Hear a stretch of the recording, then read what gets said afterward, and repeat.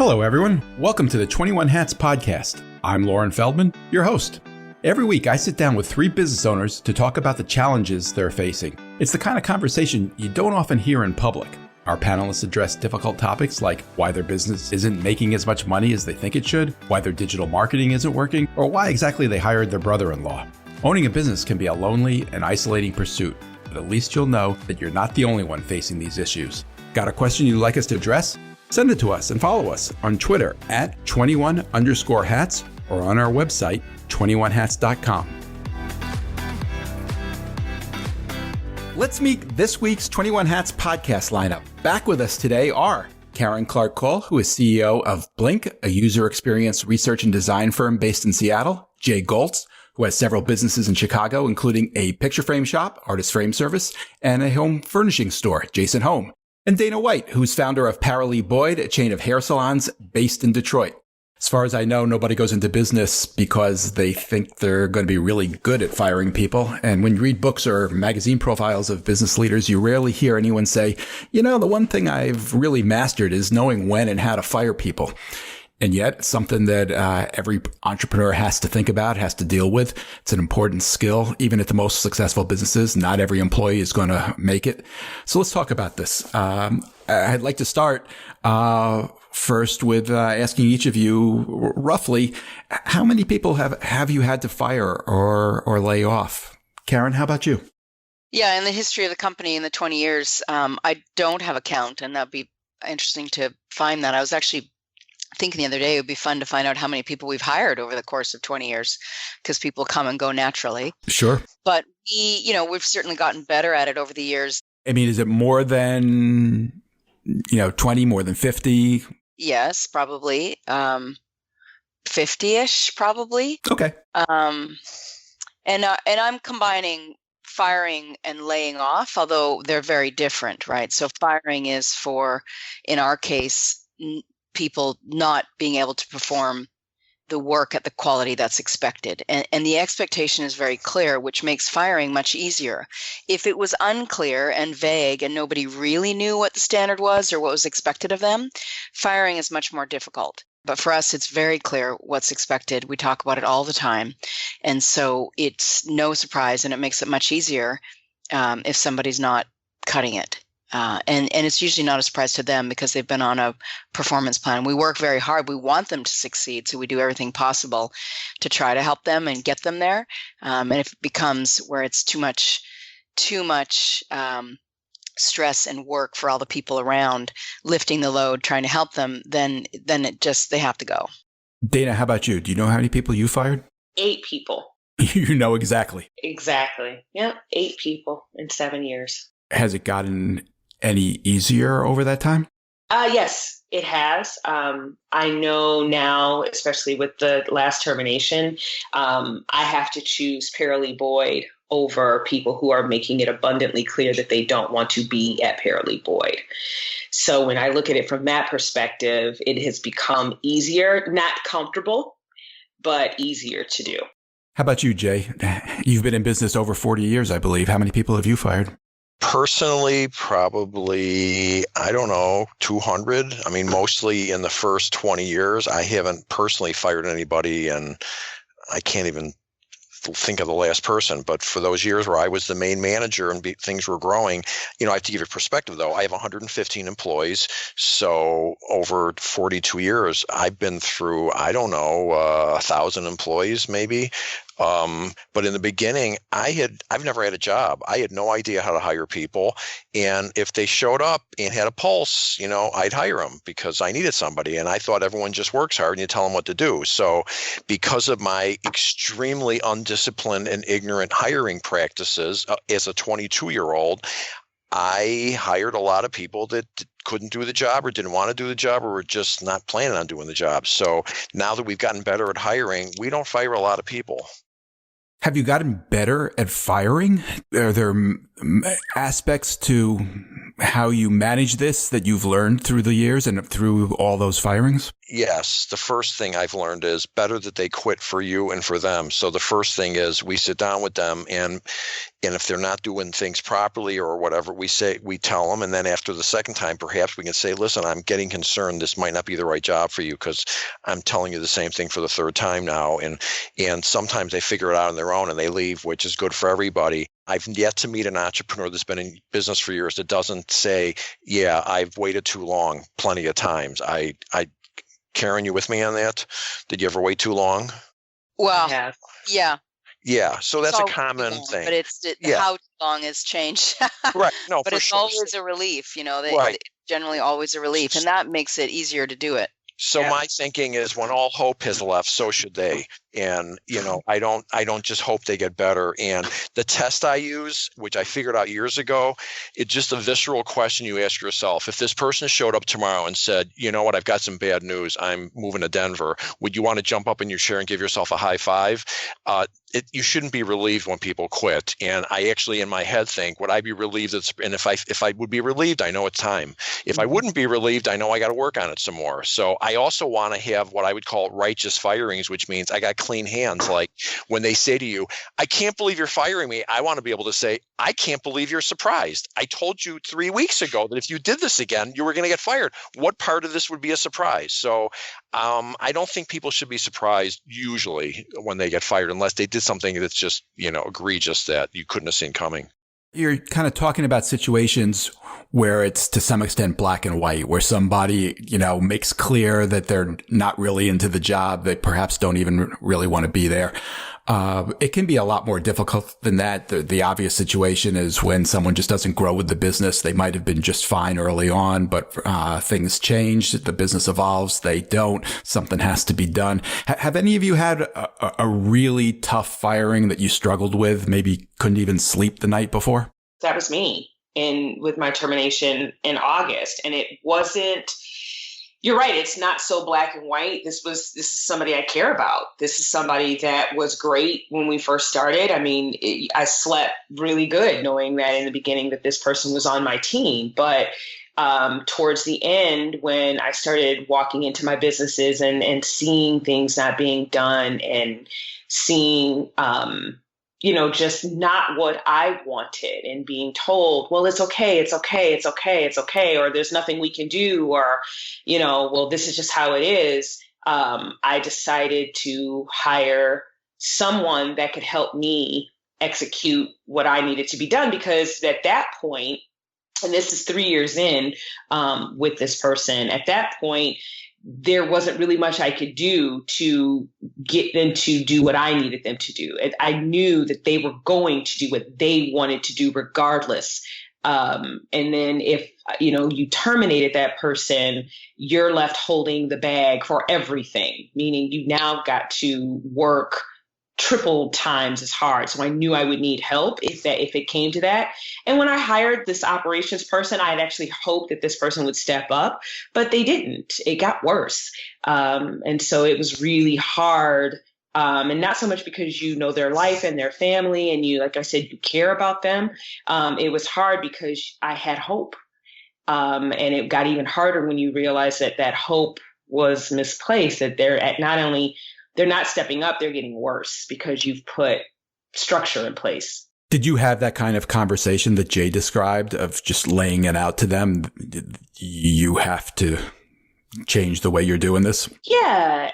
So it was in the beginning, it was, okay, Dana's not happy. So let's talk to Dana to make Dana happy. And then, but the performance wasn't changing. So then I said in a conference call with both of my managers at the time, these are the things that need to change. This person is coming in to put in more structure, and this will help you. One manager was excited. The other manager was skeptical.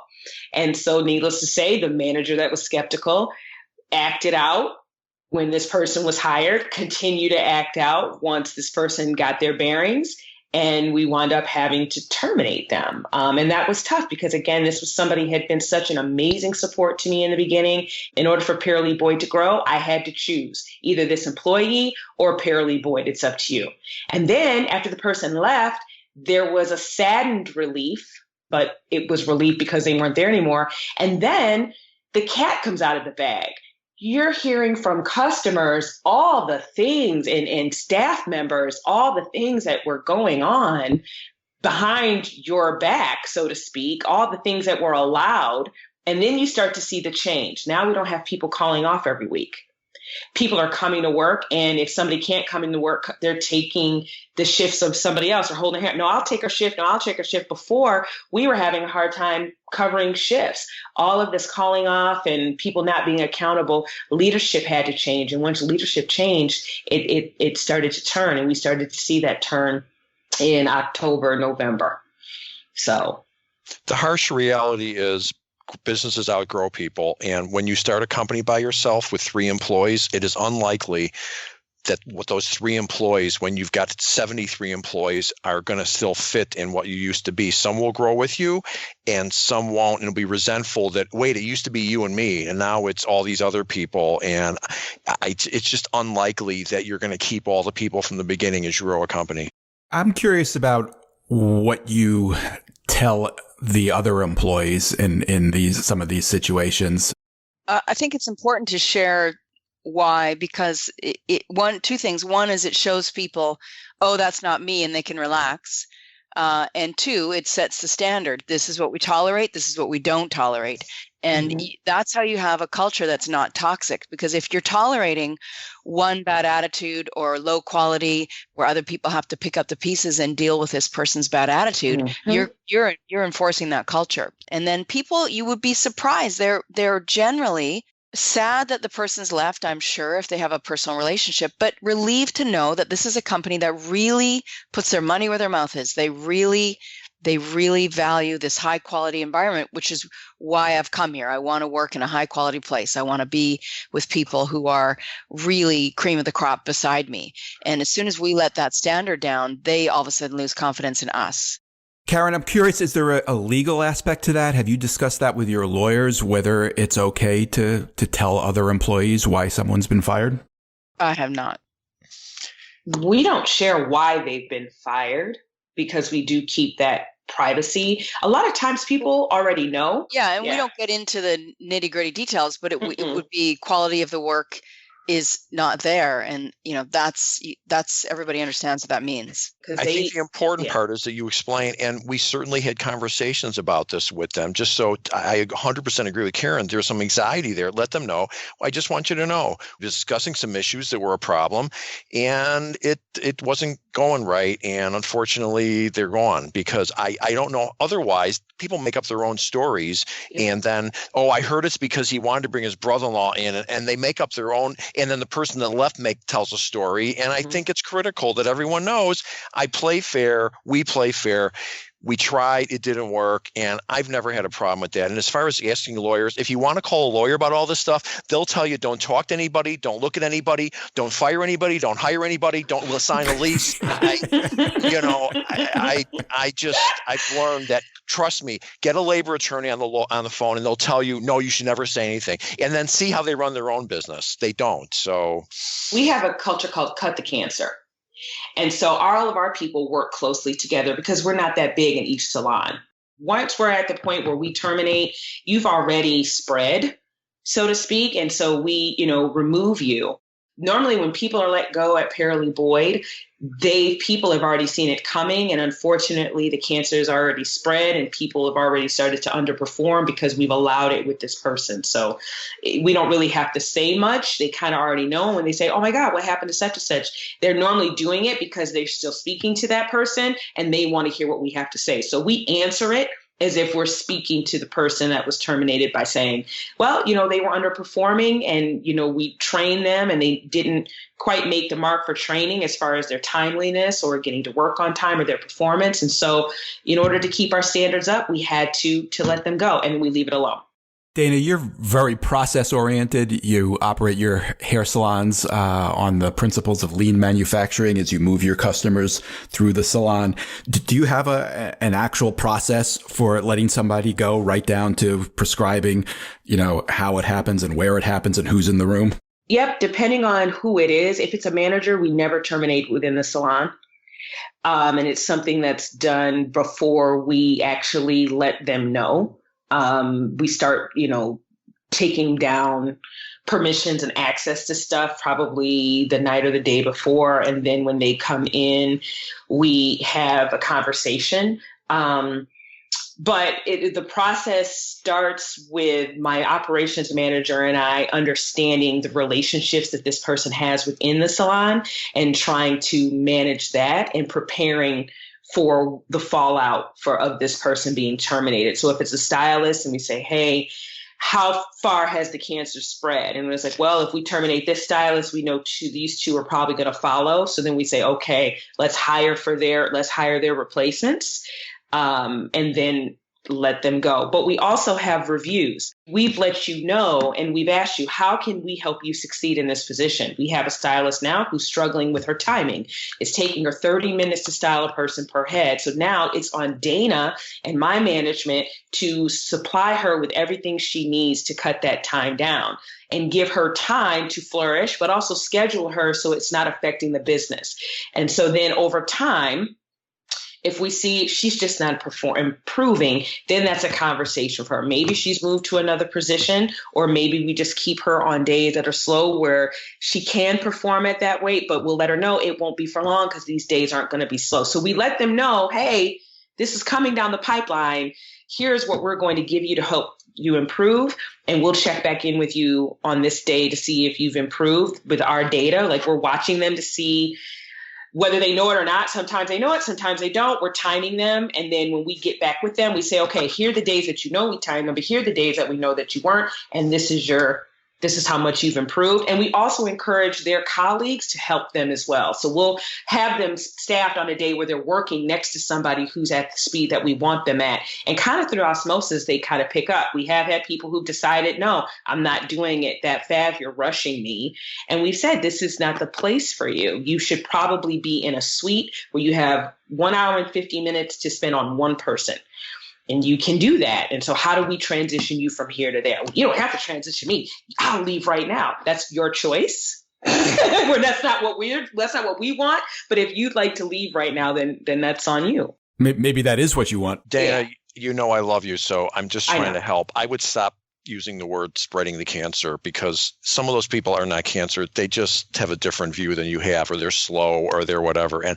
But I understand what you're saying. I use the phrase that they take hostages sometimes, but they're not always, some people just can't. What do you mean by that, Jay? What do you mean by taking hostages? They go and they'll start, colluding in the bank. Oh, I can't believe she's doing this or she's doing that. And they take hostages. But the phrase spreading the cancer is suggesting they're bad. They're not maybe not bad. They just can't do the job. I don't think that's the case in my situation. I think that when I refer to people spreading the cancer, when my operations manager and I sit down and we talk about this, these are people who are obviously messy, who don't have the professional standards of business acumen to not be nasty. And I'm saying it's not, well, they're just talking. No, they're ordering 50 pizzas and having them delivered to the salon. Wow. Yeah, we're talking nasty. That's why I probably won't change. And it's not something we say to them, but we're talking about people who are calling the state board every week to get them to come and do an inspection on our salon because they're mad. Wow. So so that's what we mean by the cancer. And then they have people who work in the salon who may not be in line with what they're doing, but who provide an audience for them. Dana, I want to ask you about the anger you're describing. I wasn't sure if I was going to ask about this, but I feel like I need to, given the times that we live in. Do you or you, either Karen or Jay as well, do you worry about somebody being so angry that they come back to the shop or the office with a gun or something? So they haven't come back with a gun.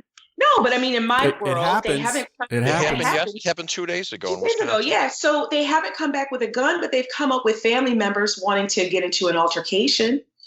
And that's just not who we are or what we do. We lock the door and call the police, and you can stand outside and act a fool. You can stand outside and cut up, but I'm not entertaining you. I am working with some people who haven't worked outside of hair salons. And in some salons, this level of behavior and drama is acceptable. So they feel that because they're in a salon, they could come in here and do it. And we just don't tolerate it. You're asked to leave and we call the police. And it's as simple as that. They want to, some have wanted to get into an altercation with me. That's why right now we have removed me from the termination process, because it's about getting at Dana, right? And it's like, no. So we've had to have Google contact people because they've gone on Google and started acting up, on Facebook and started acting up. So I can't speak for the other two people on the call, but I know at Paralee Boyd, it has gotten quite contentious and we've had to involve authorities. And I've crossed my arms and okay, police reports have been filed. The last termination, I have been strongly recommended that I get a personal protection order, because after this person was terminated, they were driving by the front of the salon, sitting in front of the salon for hours. They were so angry, wondering, getting threatening text messages to my cell phone. Better watch your back. I'm around the corner. So what did you do? There's a side to me, Lauren. Don't what I mess did with her. Do your worst. Come on. I mean, and I'm not saying with ego or hubris, but like I said, when we were on stage at Blink, what's for me is for me. If you're coming, come on. Let's go. I can't go through life afraid. That's just, I can't, they're texting me. Let me tell the police. Which gets to my whole thing. I really believe that if any of us wanted to, we can make a list of 50 things to be afraid of. We could be afraid of someone leaving a hot plate plugged in at the building and it burns your building down. You could be afraid of your bank canceling your credit line. There's 50 things going to happen. And I really believe that if you're in business for yourself, that fear is the kryptonite of business, and you can't be afraid, and you just have to deal with things as they come along. And could that happen? Yeah, sure. But I can't be thinking about it too much because you'd go crazy. So it's the nature of being in business for yourself, which is the heart of the word entrepreneur. It's taking risk. My faith is also another part of it. Like I said, what's for me is for me. Hey, and I'm not saying be stupid and call this person out and say, hey, come meet me here. No, I take precaution, but I won't run Paralee Boyd and operate Paralee Boyd in fear of what somebody who wasn't in line with what needed to be done in the first place is going to do. Dana, you've said this a couple of times, and I have to admit, I don't understand what you mean when you say that. What's for me is for me. What do you mean by that? What I mean is that it's already written. The blessings that are due to me and the adversity and the trials and tribulations and the lessons of life, that's already done, right? In my belief, in my faith, God has put me here on earth to do this thing. Only he knows he or she knows what that is. And so my job is to be guided by my faith, walk in my faith, and do what I'm supposed to do. Come what may, my faith will get me through it, and I'm equipped to deal with anything as long as I keep the faith. What's for me is for me, good and bad. But Dana, you're also a very thoughtful and strategic person. What you just said kind of implies that you're prepared to accept whatever may come, and I don't think that's fair to you. No, you do the work, right? You do the work. You plan and you plan and you do the work. I think what you're saying is you will deal with whatever comes along. Come with me and I will be fine. That is the credo of entrepreneurship. Exactly. I will deal with whatever happens because that is what entrepreneurship is all about at its core. And I will be fine. I will be okay. That's it. People say the same thing with competition. Dana, aren't you worried about competition? No. If it's meant for me to be an international brand, I will be an international brand regardless of who is out there. If it's not meant for me to be, I won't be, and I will be fine. One other thing on kind of managing this process, especially in a situation where you think there may be real anger on the other side. One way to possibly manage that is through the payment of severance, which can give somebody a reason to behave well. I'm curious about each of your attitudes towards paying severance. How about you, Karen? How do you approach that? We pay severance, definitely, and it's adjusted. Where our goal is to make sure that there is not an undue financial hardship. So we're not obligated to pay any, but we certainly always do. And we look at the tenure of the employee, and if there's any unusual circumstances that we know about in their lives, we may try to do more, certainly around extending their healthcare benefits. How about you, Jay? If someone's been there less than a year, I don't know that I'd be paying any, but I've always paid out severance. And I think if you expect someone would have given you 2 weeks notice, I think it's right to give someone 2 weeks severance pay if they've been there, let's say, more than a year. And I've had people that were here for 5 or 10 years, not a lot, very seldom, but over the years, I've paid out, a week or two per year while they were here, and it can take the edge off. And I also have learned when you're firing someone, you don't have to win the argument.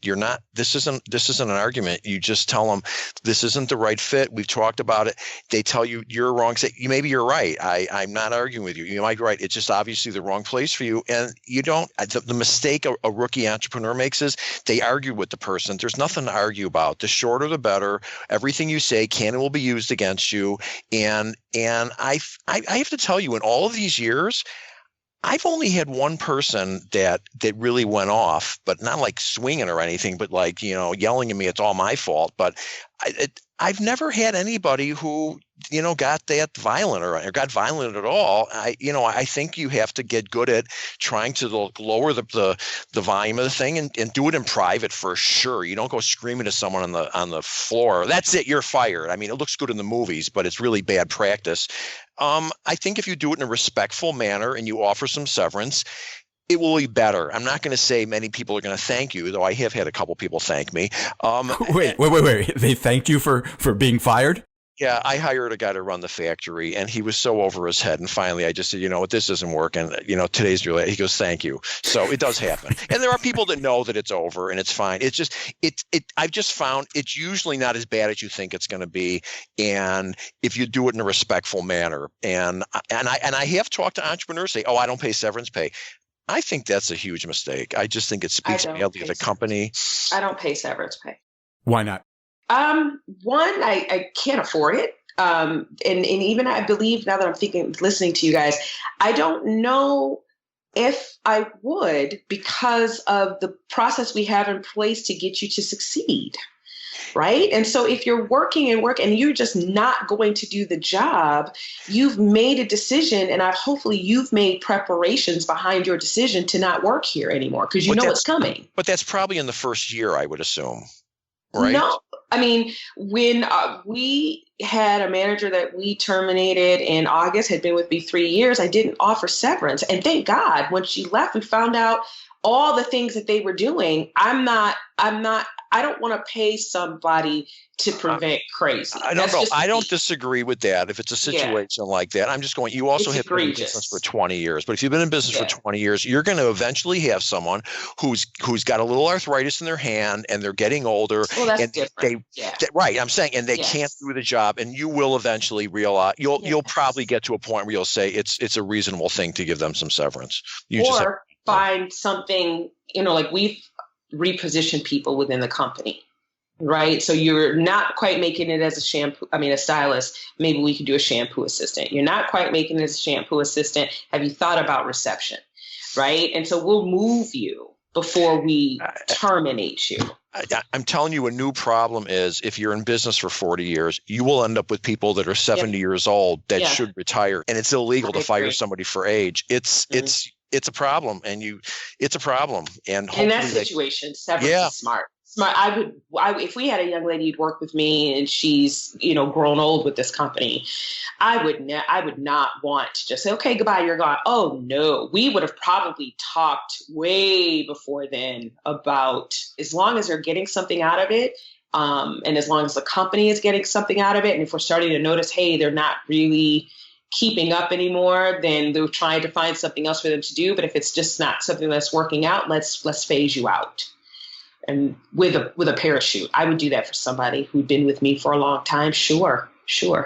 All right, next topic. I do want to talk about competition, and I would like to start with you, Dana, because we just had an item that we ran in the morning report, and that I sent to you about a venture-backed hair salon based, I believe, in San Francisco, that's kind of going after the same market you're going after, and I'm curious. What's your response to that? When I got the email, I was like, oh no. I was like, oh man. But, then, because I'm human. And then you think about it and go, wow, this is a validator. If I ever did want to take on venture capitalist funds, it would be, hey, this is working in this market, right? There's somebody that is doing it and it's working. So, by the way, I should point out this is a fairly high profile thing. We're talking about venture capital coming from Alex Ohanian, who is a tech entrepreneur and who happens to be married to Serena Williams. So there's some star power there. Exactly. Your initial thought was fear, but you came to terms with it. Yes. And you also said to me in your email that it's a validator. It's saying, hey, this is a business model that you should look at investing in.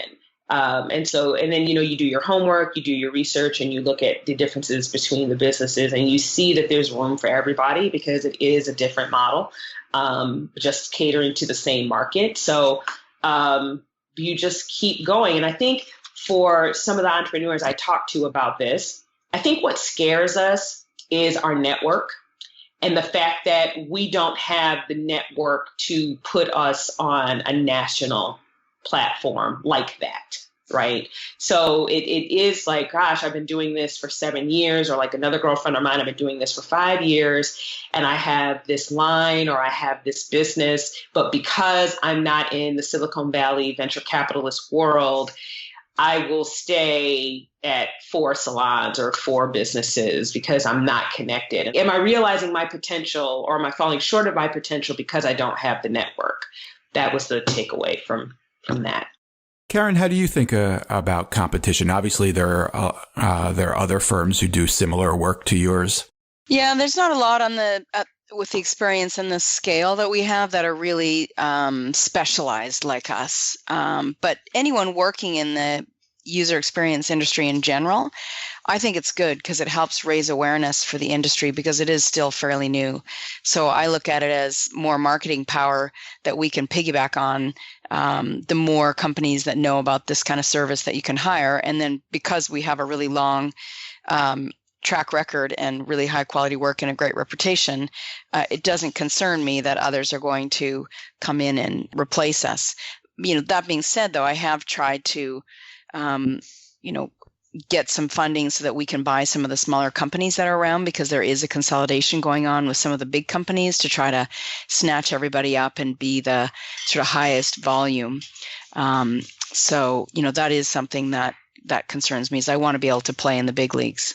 You make an interesting point about the industry you're in. I'm guessing you probably still have to explain to people you meet sometimes what user experience is. Yeah, that's the biggest thing right now is the more people that understand it, the bigger the industry becomes because it is a really important function. So, yes, out in the general public, yes, our clients, though, generally, they're coming to us. We're not trying to educate them. So they've already figured that out elsewhere before they come to us. How do they find you? Is that word of mouth or particular marketing? It's a lot of web searching. And so somebody would have heard, and this is why any companies that are helping to market what it is and what it means is good for us because that would, put an idea into a potential client's head. They might do a web search and they're going to likely come to us at some point if it's not through referral, which is a big part of our business. How about you, Jay? I suspect that the nature of the competition that you face in both your frame shop and in your home furnishing store has changed a lot through the years.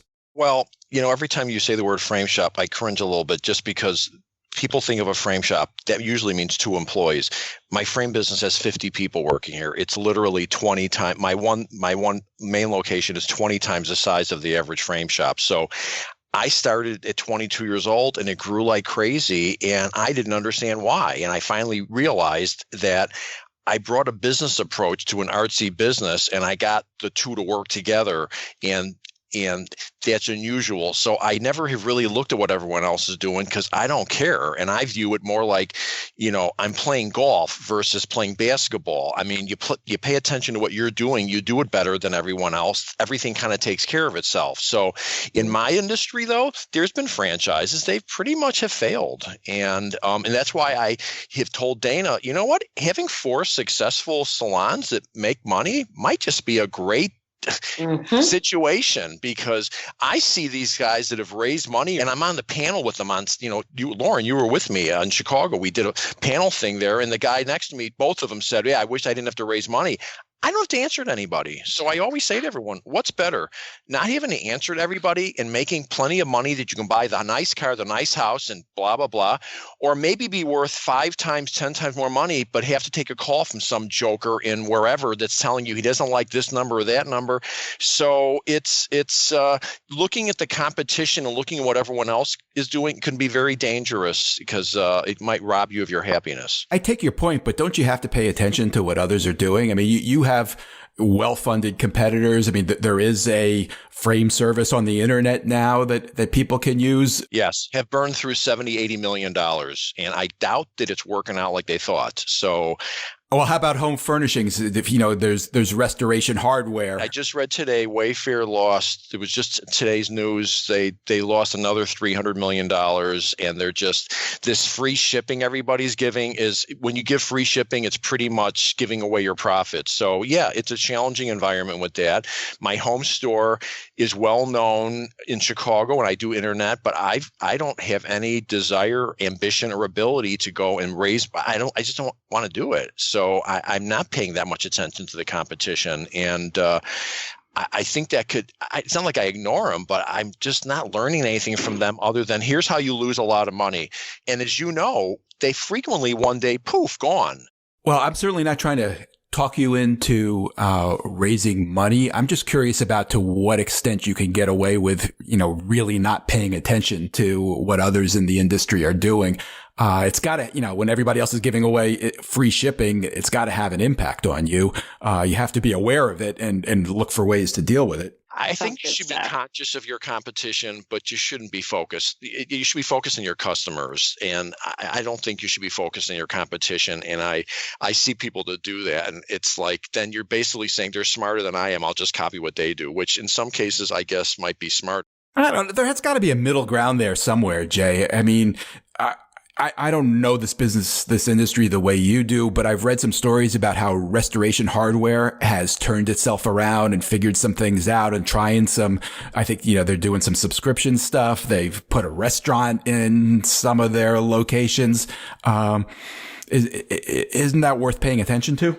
I am to a degree. I mean, they put there's a big one in Chicago. They're a public company. They got nothing but money to burn. And I have thought about maybe I should put a food element in my store. And I am thinking about it. So it's not that I'm ignoring it. It's just that I'm just not following what everyone else does, though, because in these days, the world has changed dramatically. 30 years ago, if you saw a company that was doing well, they actually were making a profit. Now you see these companies getting all this publicity and they're worth $2 billion. And then you find, look at WeWork, for God's sakes.